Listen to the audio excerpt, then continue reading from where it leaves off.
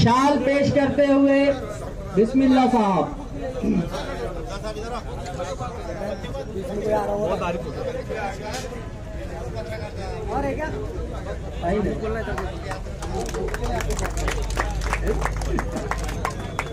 और पठान फैमिली की जानिब से बुके, हाँ पूरी पठान फैमिली की जानिब से माननीय नामदार अब्दुल सत्तार साहब का बुके देकर इस्तकबाल करते हुए पठान फैमिली।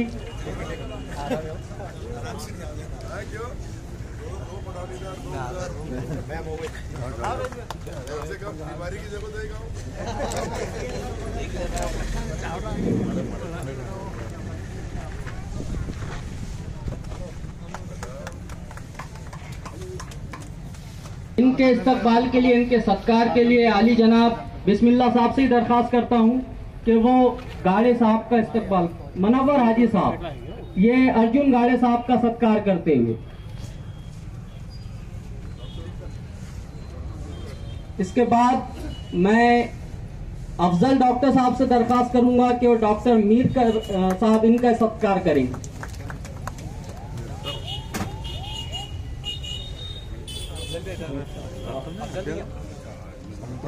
अमजद पठान साहब से दरख्वास्त है कि वो डॉक्टर अब्दुल कदीर बेग साहब इनका इस्तकबाल करें।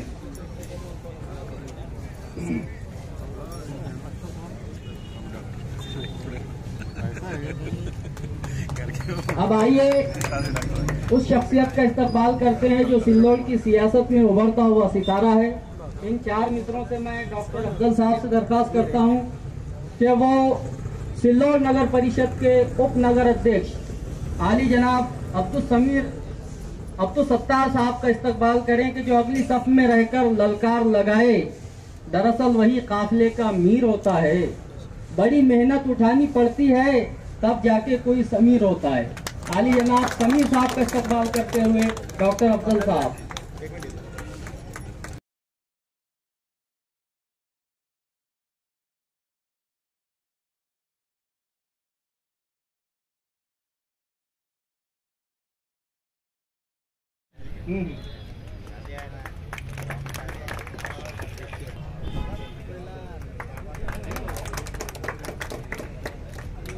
इसके बाद मैं सभी फुटबॉल इधर अब्दुल क्लिनिक चिल्ड्रंस केयर्स इस हॉस्पिटल के उद्घाटन के लिए यहाँ मौजूद हमारे जिला मध्यवर्ती बैंक के वाइस चेयरमैन अर्जुन पाटिल गाड़े, बेग सर, डॉक्टर मीरकर साहब, गोठवाल जी, मतीन देशमुख, सतीश जी ताठे, अब्दुल समीर, बिस्मिल्लाह, नूर खान पठान, उबेर पठान, डॉक्टर अफजल, गुड्डू भाई, अब्दुल आमिर, मनवर हाजी साहब, अमजद खां साहब, डॉक्टर शकील, इसाक सर, मजहर सर, आरिफ सर और हमारे सही मानों में बड़े बुजुर्ग भी पीछे बैठे हैं। बड़े भाई सट्टू सेठ होंगे, अजीत सेठ होंगे, मुल्ला जी होंगे, शेरू भाई होंगे, सभी जितने पीछे बैठे हैं उनका नाम नमरोज भी, नम्मो मीन्स नमरोज, अहमद सर नाम नमरोज। हम पहले एक बचपने में नम्मू और नमरोज ही बोलते थे। तो ऐसे सभी होगा और वो आयुर्वेदिक यूनानी पद्धति से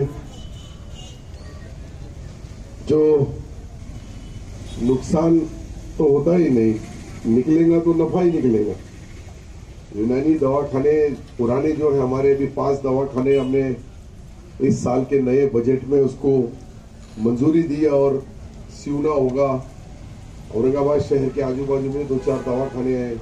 एक मेरा अंदाज चिकल थाना है, उसके बाद में एक राजारा टाकड़ी वगैरह ऐसी जगहों के ऊपर जहां जहां यूनानी दवाखाने थे उनको डबल से सरकार की तरफ से उसको चालू करना, वहां उनको पूरी फैसिलिटीज देना। ये सरकार ने ये आज के बजट में जितने डॉक्टर नहीं थे वहां सब नए डॉक्टर भरे जाएंगे ताकि यूनानी दवाखाने ये जो पुरानी हमारे इस देश के अंदर नहीं पर दुनिया भर में इसका एक अलग असर होता है, इसका एक अलग से इलाज होता है। और यूनानी के अंदर मुस्लिम तौर तरीके ज़्यादा होने की वजह से आसानी के साथ हमारी माँ बहनें, हमारे साथी भाई बुजुर्ग वो इलाज करने में डरते नहीं। दूसरे दवाखानों में जाने के बाद वहाँ की सोच, वहाँ का अंदाज अलग अलग होता है। हमारे शहर के एक पठान फैमिली से जो हॉस्पिटल बनाने का काम अफजल भाई ने और उनके वालिद साहब ने किया, एक अच्छी बात है। पहले जो बड़े बड़े देशमुख या जमींदार, इनका काम इतना ही था, जमीनें बेचना, प्लॉट बेचना और अपना खाना। अब वो अपने बच्चों को अच्छा पढ़ा रहे हैं, अच्छा पढ़ा के अच्छे बिजनेस कर रहे हैं। छोटे छोटे व्यवहार नहीं होते, हमारे गांव के लोग कर रहे हैं। दुनिया जो पुराने जमींदार देखो आप, चाहे हिंदू होंगे, मुसलमान होंगे या बौद्ध समाज के भी होंगे, उनके भी जितनी जमीनें थे, उसके बाद ज्यादा जमीन थी, उन्हें उतनी ज्यादा जमीन को बेचते हुए अपने ऐशो आराम के साथ रहना, कपड़े से लेके तो खाने से लेके तो चाय पिलाने तक पूरा करना। लेकिन अब जमाना बदल गया है। ये बदलते हुए जमाने में हमारे यहाँ के बच्चे इतने टैलेंट है। मैंने बाबू भाई साहब का वर्कशॉप देखा, वो वर्कशॉप के ऊपर जब वो इंजीनियरिंग लिखा है तो बाबू भाई साहब ने कहीं इंजीनियरिंग की नहीं, लेकिन इंजीनियर से भी अच्छा काम वो लेथ पे लेने के बाद में, मशीन से कट करने के बाद में एक सुध भर भी इधर उधर नहीं होगा। इतना खूबसूरत जो ओरिजिनल इंजीनियर रहता है वो भी नहीं कर सकता।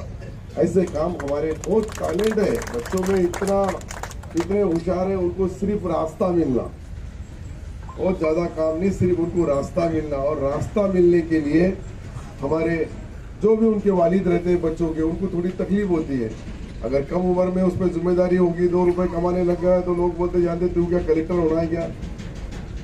पहले बोलते थे बचपन में, क्या पढ़ने को जा रहा है, कलेक्टर होने वाला है क्या? तो आज ऐसा तो लग रहा है कि नहीं, कलेक्टर तो डॉक्टर तो हो रहा है। और डॉक्टर होने के बाद में भी बहुत बड़ी बात है।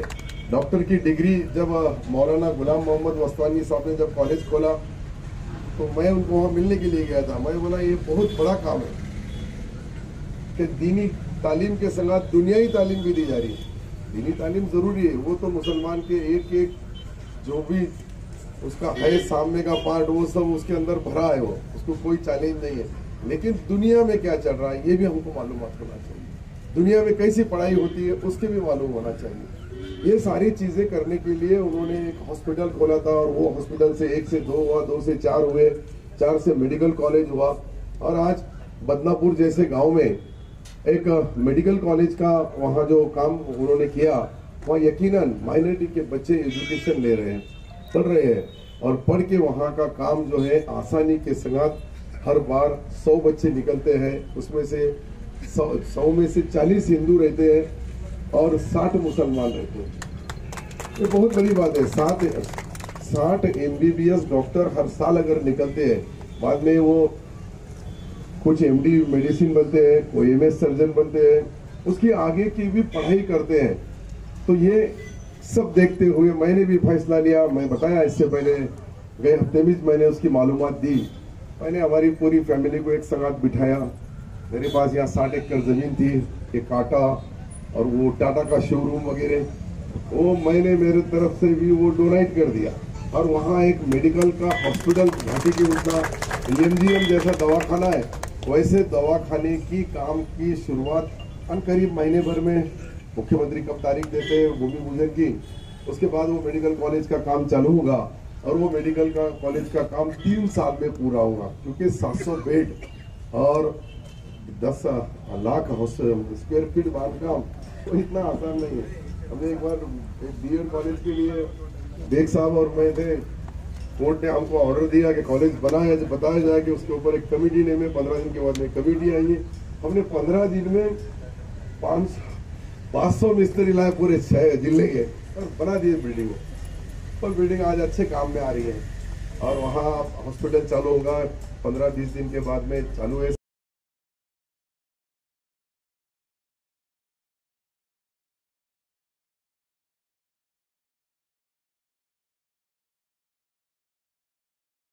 ये सारी चीजें करने के पीछे का मकसद ही है कि यहाँ से औरंगाबाद जाए तक पेशेंट औरंगाबाद जाता है आसानी से हरसूल तक, पर हरसूल के आगे का सफर ट्रैफिक की वजह से बहुत पेशेंट को उसकी बहुत मुश्किलें, बहुत दिक्कतें, बहुत प्रॉब्लम होते हैं। इसके लिए यहाँ हॉस्पिटल बनाने का MBBS कॉलेज रहेगा और यहाँ से भी MBBS बच्चे बनेंगे।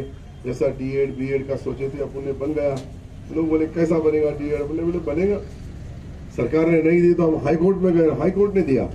तो ये सारी चीजें जब रहती है तो इसके पीछे का मकसद ही है कि अपनों को यहाँ अपने शहर में कुछ तो भी करना है। हम जो बचपने में जो स्कूल में पढ़े, वो जिला परिषद का स्कूल, वो भी इतना भंगार हो गया है, अगर आपने देखे तो हम पहचान नहीं सकते कि हम वो स्कूल में उस वक्त 3,000, 3,500, 4,000 बच्चे रहते थे। आपको मालूम है, तुम्हारी पढ़ाई वहाँ हुई, हमारी भी वहीं हुई, लेकिन उसकी हालत बहुत खराब थी। अभी मैं नगर पालिका को सरकार की तरफ से हैंडओवर कर लिया। मतलब ही वो है कि मराठी तो कंपलसरी रहेगी, लेकिन सेमी इंग्लिश जब बनेगा तो उसमें IPS IAS अधिकारी हमारे जो औरंगाबाद के हैं वो एक क्लास लेने के लिए हफ्ते में एक बार आया करेंगे। नगर पालिका उनको TA देंगे और बिल्डिंग ऐसी बनेगी कि महाराष्ट्र में कहीं ऐसी बिल्डिंग नहीं हो, पूरे महाराष्ट्र की नगर पालिका में नहीं। 15 दिन के बाद वो भी काम, उसके लिए भी हमने 12 करोड़ रुपए मंजूर किए, 3 करोड़ का, बाकी का ऑनलाइन सिस्टम जो एजुकेशन होना, बड़ी बड़ी जो संस्थाएं उनके साथ टाइप करके, कुछ दिल्ली की है, कोई मुंबई की है, कोई पुणे की है, इन लोगों से टाइप करके वहां से ऑनलाइन पढ़ाया जाएगा और हमारे बच्चे यहाँ भी वो एजुकेशन लेंगे। UPSC MPSC, इसका मतलब IAS IPS या क्लास 1 अधिकारी जो बनते हैं, उनको जो टैलेंट होना, उनको जो पढ़ाई होना, उनको जो रास्ता बताना, वो काम यहाँ अपने जिला परिषद के स्कूल में, नगर पालिका का स्कूल रहेगा। जिला परिषद से हैंडओवर कर लिए। जो ये प्राइवेट स्कूल चल रहे हैं, थोड़ा उनका पेट जरूर दुखेगा, क्योंकि इधर से फुकट रहेगा, उधर पैसा देके सीखना पड़ता है, पढ़ना पड़ता है, लाखों रुपए एक एक स्टूडेंट पे, एक एक बच्चे पे खर्चा किया जाते हैं। यहाँ वो लाखों करेंगे, लेकिन सरकार करेंगे।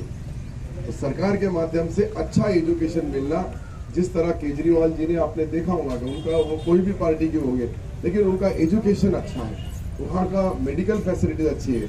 उसके लिए मैंने हमारे यहाँ के 3 कलेक्टर, 3 CO, 5 जिला परिषद के ये चीजें हमको उनकी हाईटेक टेक्नोलॉजी जो है वो अपनों को लेना पड़ेगी। और हमारे पास के बच्चों को अगर हम पढ़ाएंगे नहीं, ठीक है, सभी कुछ पढ़ लिख के कोई बहुत बड़े नौकरी या अधिकारी ऑफिसर नहीं बन सकते, कुछ व्यापारी बन सकते, कोई नौकरी वाले बन सकते, लेकिन कुछ जो है नौजवान बच्चे हैं उनके लिए मैं सिल्लोड के अंदर और एक मुझे लगता सारोला, ये 2 गांव के अंदर 2 ITI बनाए जा रहे हैं। ITI का काम अंतिम टप्पे में चल रहा है और ये ITI का ऐसा रहेगा कि वो जो बड़ी बड़ी कंपनियां हैं, टाटा होंगे, अदानी होंगे, अंबानी होंगे, या जहां जहां भी बड़े जो प्रोजेक्ट रहते हैं, बड़े बड़े जो कारखानदार रहते हैं, इनको जो लेबर लगते हैं, इनको जो कर्मचारी लगते हैं, उनसे हमारा टाइप रहेगा। वो बोलेंगे कि हम 1000 लोग तुम्हारे लेंगे, कोई बोलेगा 500 लेगा, कोई बोलेगा 100 लेगा। उतने हिसाब से जो ट्रेड उनको लगते हैं, जिस क्वालिटी का उनको लगता है, उस क्वालिटी का बच्चा हमारे पास एडमिशन लेने के बाद में जिस दिन उसके हाथ में सर्टिफिकेट दिया जाएगा, उस दिन उसके हाथ में जैन के लिए, आपको मालूम है कई लोगों के नाम नहीं रहते थे इसमें मतदान यादी में, तो बोलते इन्होंने काट दिए, कोई बोलता उन्होंने काट दिए, नाम तो रहता नहीं है। उसके अंदर एक आधा अगर बाबर के जैसा उम्मीदवार रहा तो वो जिसका नाम है उसको जाके मिलता, दूसरों को मिलता नहीं, तो फिर वहां से गालियां मिलती है। ये सारी चीजें, इसके लिए मैं एक नवीन सॉफ्टवेयर बनाया। एक सॉफ्टवेयर ऐसा बनाया कि बच्चा जब पैदा होगा तो उसकी जन्म तारीख उस पर वो सॉफ्टवेयर में पूरी लिख के उसके अंदर उसको बिल्कुल फिट करा गया। जैसा वो 18 साल का हो जाएगा, वो इंडिकेटर गाँव करेगा, मेरा नाम डालो, और जब तक उसका नाम ऑनलाइन सिस्टम में भारत सरकार की मतदार यादी में नहीं आएगा, तब तक उसका वो इंडिकेटर बन है। देखो, जब वो हिंदुस्तान के रहवासी है, इस देश के रहवासी है, इस गांव में रहते हैं, तो वो हर पार्टी अपने विचार के लोग, अपने भरोसे के, वो हिंदू होगा, मुसलमान, तेली, माली, कोली, धनगर, सुतार, लावार, मनियार, इतनी जाते हैं, कोई भी होगा, लेकिन वो अपने विचार के गरीब आदमी का वोट यादी में आना चाहिए, सच्चा आना चाहिए, ओरिजिनल है वो, रहता यहाँ, खाता यहाँ, पीता। अभी मैं कुछ लोगों को बोला, ग्रामीण के लोग यहाँ रहने को आ गए, पानी अपना, खाना अपना, रोड अपना, रास्ता अपना, हवा अपनी, और नाम उधर मतदान यादी में, वो खेले में। मैं ऐसा नहीं चलेगा। एक तो बाप दाखो राजकारण, 5 साल आपने क्या काम किए, उसके काम का मूल्यमापन होगा, फिर दूसरे 5 साल उनको देना क्या नहीं देना उसके बारे में सोचता है मतदार, और उसको लगता है कि नहीं इससे ये भला है तो मैं इसको वोट देता। जब मैं नया राजकारण में आया देखता बहुत लोग बोले यहाँ हिंदू कांग्रेस का चुन के नहीं आ रहा, उसकी डिपॉजिट जब्त हो रही, तुम्हारा क्या होगा? मैं बोला हमारा वही होगा जो मंजूर है खुदा होगा, तुम चिंता मत करो, मेरा जम जाएगा। बोले नहीं जमेगा। मैं बोला जमेगा, ऐसा कैसे नहीं जमेगा? हमारे बाप दादाओं ने, परदादाओं ने इतना वोट दिए। मैं बोला हिंदू भाइयों को एक आधे बार उन्होंने दिए तो क्या गुनाह है, तो दे देंगे और देख लेंगे, और देख लिए तो फिर आजमा लेंगे, ना आजमा लिए तो बोलेंगे भाई ठीक है, अपने से तो थोड़ा ठीक है। मैंने अभी तक कभी किसी के ऊपर अन्याय, अत्याचार, जुल्म किया ही नहीं। सारे हिंदू भाई भी होंगे, मुसलमान भी होंगे। यहाँ के मुसलमान तो इतने समझदार है, कहीं किसने शरारत करने की कोशिश भी की तो 2 पाउल पीछे, वो खुद के लिए नहीं जाता, मेरे लिए जाता है। ठीक है भाई, अपना राजकारण है, अपना आमदार है, अपना मंत्री है, उसके ऊपर के लिए गलत कीचड़ नहीं उछालना चाहिए। ये देखते हुए यहाँ के मुसलमानों में जो मदद करने का तरीका है वो अलग ही है। प्रचार के अंदर भी जब राजकारण करते हैं तो राजकारण यहाँ से करते हो। सुबह फजर की नमाज पढ़ने के बाद में जो बंदूक की गोली के जैसे निकलते हैं, कोई किसी को पूछता ही नहीं, जाके मशीन का बटन ही दबाओ। सही ना? कभी मेरे से कोई गलती अभी हुई होंगी, मैंने कहीं गलती कर भी दिया होगा तो उसको भी माफी देने का काम हमारे यहाँ के बुजुर्गों ने किए। हमारे यहाँ के बुजुर्गों ने उसको भी नजरअंदाज किए कि ठीक है चलता है, राजकारण है, इसमें होते रहता है, कुछ हो भी गई होंगी तो चलो। लेकिन दूसरे गांव में ऐसा नहीं है, उसकी इतनी नुक्ता चूनी काट, उसकी बाल की खाल खींचना शुरू कर देते। यही हमारे शहर की सही पहचान है। हिंदुस्तान में बहुत शहर है, लेकिन उन शहरों में जो आज अपन कोल्हापुर के अंदर मुशर्रफ साहब का जो ऐसा ही असल मुशर्रफ साहब भी चुन के आते हैं, बहुत काफी दिक्कतों के संग उनको सामना करना पड़ता है, और वो काम करके हदगल जैसे मतदार संघ में वहाँ चुन के आना इतना आसान नहीं। अपनी जैसी परिस्थिति वैसी वहाँ की है। लेकिन मैं तो मेयर से बजाय हमारे यहाँ के देखो, इक्का दुक्का मुसलमान, 1-2 हिंदू क्या करते हैं वो बड़ी बात नहीं है, लेकिन बाकी हिंदू मुसलमानों का प्यार और मोहब्बत। ये दवाखाना अगर खुला है तो जितने मुसलमान आएंगे उतने हिंदू भी आएंगे, तो हिंदुओं का दवाखाने में उतने मुसलमान भी जाएंगे। ऐसा नहीं है, भरोसा नहीं है। सिर्फ मैंने एक बार भरोसा नहीं किया डॉक्टर पे, क्यों नहीं किया था? मुझे अल्लाह ताला की तरफ से इंडिकेटर नहीं, अभी करने के बाद मैं पहला कोरोना का पेशेंट था। जब पेपर में, टीवी में उतना ही आ रहा था, बस इधर इतने गए, इतने उधर गए, इधर से डेड बॉडी लिया देते नहीं, जो मुसलमान आया उसको गाड़ देते, जो हिंदू है उसको जला देते।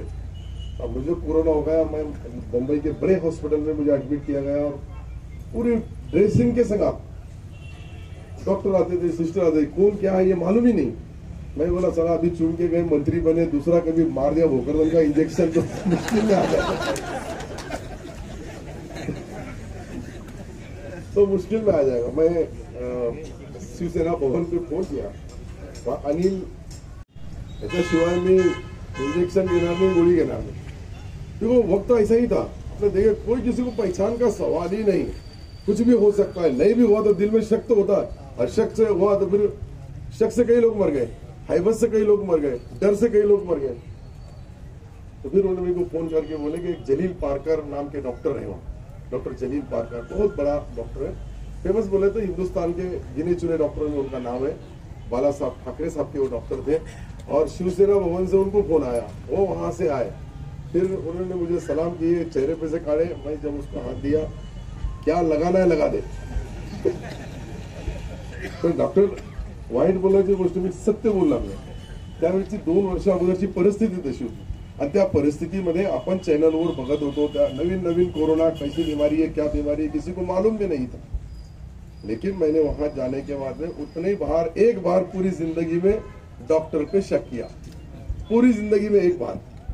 और दूसरी बार, एक बार अपने पास जो रेड गिरी थी एकदम, मालूम है वो, मैं नगर अध्यक्ष बनने के बाद में रेड गिरी थी, उसमें पुलिस आ गया, मैं बड़ा ठहरो भैया, पहले मैंने उनकी झड़ती लिया, बाद में मेरे घर की झड़ती मुझे। 2 बार शक पुलिस पे, जब भी मैं शक किया था पूरे पुलिस को चेक किया मैंने, जितने पुलिस थे, मैं बोला भैया अभी आपको हमको पहले चेक करा दो, लेडीज को चेक करेंगी, जेंट्स को चेक करेगा, उसके बाद मेरे घर की तलाशी ले लो, जो ताला नहीं टूटा उसको तोड़ डालो, लेकिन जो देखना है देखो। तो ये यहाँ रहता है शक। मैं बोला इन्होंने अंदर कुछ ले गए, ला के रख दिया, मिल गया, चलो हो गया काम। पहला नगर अध्यक्ष पहला चले जेल में। तो ये मैं जो बता रहा हूँ, पूरा कब्रिस्तान मस्जिदें भी घेर लिए। ऐसा भी इतना भी संकट, इतना भी राजकारण, इतना भी नीचे का थर का राजकारण। डॉक्टर है वो भी हिंदुस्तान के गिने चुने डॉक्टरों में एक डॉक्टर माजिद का नाम है।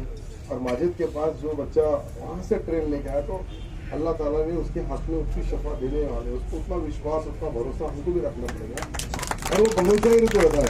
आधा डॉक्टर, तुम देखो अपने डॉक्टर सुनार साहब क्या डिग्री थी, DHMS, और पेशेंट लाख खड़े हुए, और MBBS बाजू में खाली। तो ऐसा भी रहता है, ये भरोसे का काम है। एक बार भरोसा बढ़ा, डॉक्टर शाह साहब के दवाखाने में 3 बजे से रात को लोग हाइड है, 3 बजे से नंबर, रात भर नंबर लगा देते हैं। डॉक्टर साहब तो मतलब इलाज करते करते थक जाते थे, चक्कर आते थे उनको। मैंने बोला उनको चक्कर आना, और 5 बजे उन्होंने पीछे के दरवाजे से निकल जाना, क्या करेंगे रास्ते में, वो भी मशीन तो नहीं है, इंसानी है। तो ऐसे भी डॉक्टर अपने इस शहर में ऐसे कई होके गए हैं। लेकिन डॉक्टर एक ऐसी चीज है कि उसके मुंह में चॉकलेट होना और सर पे बर्फ का खड़ा होना, पठा नहीं तुम उसको बीमारी को कंट्रोल नहीं करते। तो हमारा काम है मेहनत करना, कोशिश करना, तुम करने में कर। लेकिन जब उसके जो जज्बात रहते, उतने जज्बात अगर हमने समझ लिए तो हम बहुत बड़े आदमी हैं, बहुत अच्छे व्यापार कर सकते, बिजनेस कर सकते। ठीक है, एक आधे आप समझो उसका मैं फॉर एग्जाम्पल, एक आधा कुत्ता आया, आपने को काट लिया, अपन उसको काटेंगे, फिर उसमें अपने में फर्क क्या रहेगा? ये इतनी चीज क्या रखो तुम। अच्छा छोटा बिजनेस है, अच्छा बिजनेस है, इतने बड़े डॉक्टर के पास से आप यहाँ आए हैं, और बड़े डॉक्टर के पास से जब आता है तो लोगों को, जो माजिद साहब के पास जाने वाले जितने लोग हैं उनको मालूम है कि ये माजिद साहब के पास काम करे हुए हैं, तुम्हारे पास काफी पेशेंट आएंगे, इसलिए उनको अदब, तहजीब, थोड़ा रिस्पेक्ट। तुमसे छोटे होंगे उनसे तुम कुछ भी बोले, है तो बच्चों की डॉक्टर, बच्चा कुछ बोलेगा नहीं, पर बच्चे को जो लेके आएगा उसका शक है। जो जितने हमारे प्रॉपर्टी मालक, जमीन के मालक रहेंगे, उनके संगात, उनकी अहलिया का भी नाम लिखा जाएगा माल के हक में, बाज़ाब्ता बोर्ड लगा के। एक साहब को बेचना पड़ेगा तो घर में पहले हमारी भाभी की भी इजाजत लेना पड़ेगी, सलाम करना पड़ेगा कि आप लोग करना है, और उसके बाद ही रजिस्ट्री होगी। कई ऐसे बच्चे गलत तरीके पे कुछ चले जाते हैं, कोई खाने में, कोई पीने में, कोई गलत राह पे निकल गया कि वो ऊपरा ऊपरी रजिस्टर कर देते हैं, ऊपरा ऊपरी बेच डालते हैं, और वो बेचने के बाद में वहाँ ऐसा होता है कि उनके वालिद को मालूम नहीं रहता है, माँ को मालूम नहीं रहता है, भाई को। जब वो घर खाली करने की बात आती तब मालूम पड़ता कि ये अपने रिश्तेदार ने, भाई ने बेच डाला। ऐसा आप 2-4 दिन के अंदर इसका सर्वे होगा, और ये सर्वे करने के बाद में हर एक घर के पास जो प्लेट बनेंगी उसके अंदर वो लेडीज का भी नाम होगा, ताकि देखो इसमें कोई गलत बात नहीं। कुछ लोग बोलेंगे हम हमारे नाम नहीं लिखते, हमारे कहा इसमें नहीं, और ये देखो मतदान यादी है, मतदान यादी नहीं नाम सबका नाम है। जो मतदान यादी का नाम है उसमें का ही उसकी शोहर की प्रॉपर्टी में वो बहन का भी नाम होना चाहिए, वो लड़की का भी नाम होना चाहिए। यही हमारा मकसद है।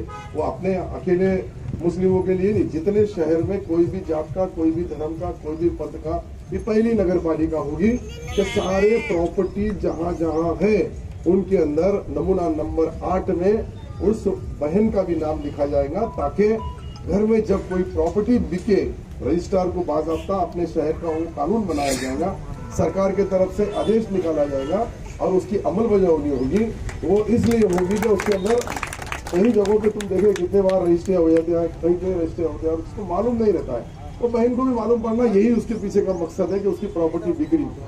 कई जगहों के ऊपर ये अपने एरिया में नहीं है, लेकिन कुछ एरियो के अंदर जो गलत आदतें रहती है वहाँ वो रोटी वो मुबारकबाद देता हूँ। आपका हॉस्पिटल के बारे में थोड़ी मार्केटिंग है, नया नया जब खुलता है थोड़ा लोगों के बीच में नहीं, पर इतने 1000-2000 लोगों ने अपने घर को जाके बोल दिए कि देखो कुछ बीमार हो गए, बच्चों को थोड़ी तबीयत खराब हो गई, तो बच्चे को ले जाने के लिए अच्छा हॉस्पिटल है, आना चाहिए, देखना चाहिए, करना चाहिए, और वो काम सब करेंगे ऐसी आपसे मैं उम्मीद रखता हूँ। और मेरी तरफ से फिर से एक बार मुबारकबाद देके मुझे आगे के कार्यक्रम को सोयगांव जाना है, जलगांव गिरीश महाजन की लड़की की शादी है वो करके और वहां से बम्बई जाना है, इसलिए आप इजाजत दीजिए। खुदा हाफिज, जय हिंद। जो जितने हमारे प्रॉपर्टी मालक जमीन के मालक रहेंगे उनके संगात उनकी अहलिया का भी नाम लिखा जाएगा माल के हक में, बाज़ाब्ता बोर्ड लगा के। एक साहब को बेचना पड़ेगा तो घर में पहले हमारी भाभी की भी इजाजत लेना पड़ेगी, सलाम करना पड़ेगा कि आप लोग करना है, और उसके बाद ही रजिस्ट्री होगी। कई ऐसे बच्चे गलत तरीके पे कुछ चले जाते हैं, कोई खाने में, कोई पीने में, कोई गलत राह पे निकल गया कि वो ऊपरा ऊपरी रजिस्टर कर देते हैं, ऊपरा ऊपरी बेच डालते हैं, और वो बेचने के बाद में वहाँ ऐसा होता है कि उनके वालिद को मालूम नहीं रहता है, माँ को मालूम नहीं रहता है, भाई को। जब वो घर खाली करने की बात आती तब मालूम पड़ता कि ये अपने रिश्तेदार ने, भाई ने बेच डाला। ऐसा आप 2-4 दिन के अंदर इसका सर्वे होगा, और ये सर्वे करने के बाद में हर एक घर के पास जो प्लेट बनेंगी उसके अंदर वो लेडीज का भी नाम होगा, ताकि देखो इसमें कोई गलत बात नहीं। कुछ लोग बोलेंगे हम हमारे नाम नहीं लिखते, हमारे कहा इसमें नहीं, ये देखो मतदान यादी है, मतदान यादी नहीं नाम सबका नाम है। जो मतदान यादी का नाम है उसमें का ही उसकी शोहर की प्रॉपर्टी में वो बहन का भी नाम होना चाहिए और लड़की का भी नाम होना चाहिए। यही हमारा मकसद है। वो अपने अकेले मुस्लिमों के लिए नहीं, जितने शहर में कोई भी जात का, कोई भी धर्म का, कोई भी पंथ का, ये पहली नगर पालिका होगी कि सारे प्रॉपर्टी जहाँ जहाँ है उनके अंदर नमूना नंबर 8 में उस बहन का भी नाम लिखा जाएगा, ताकि घर में जब कोई प्रॉपर्टी बिके रजिस्ट्रार को बाज़ाब्ता अपने शहर का वो कानून बनाया जाएगा, सरकार के तरफ से आदेश निकाला जाएगा और उसकी अमल बजावनी होगी। वो इसलिए होगी कि उसके अंदर कई जगहों पे तुम देखे कितने बार रजिस्ट्री हो जाते हैं, कहीं कहीं रजिस्ट्री होते हैं और उसको मालूम नहीं रहता है। तो बहन को भी मालूम पड़ना, यही उसके पीछे का मकसद है कि उसकी प्रॉपर्टी बिगड़ी। कई जगहों के ऊपर ये अपने एरिया में नहीं है, लेकिन कुछ एरियो के अंदर जो गलत आदतें रहती है वहाँ वो रोटी